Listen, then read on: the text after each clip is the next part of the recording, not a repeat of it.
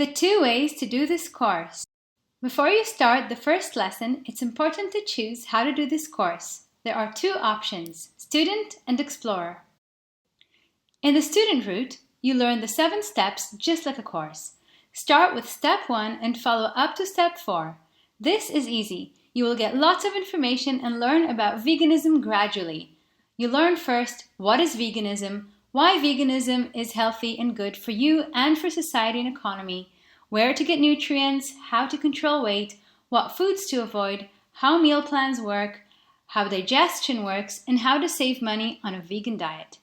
Then, in step 4, you will be introduced to the meal plan choices and choose which one to go vegan with for 30 days while you continue your course and learn the other modules. The Explorer route is the right one if you want to start eating vegan today. Head straight to step 4, watch the videos on the meal plans and choose which one you would like to follow. Then do the other steps one at a time in your own pace.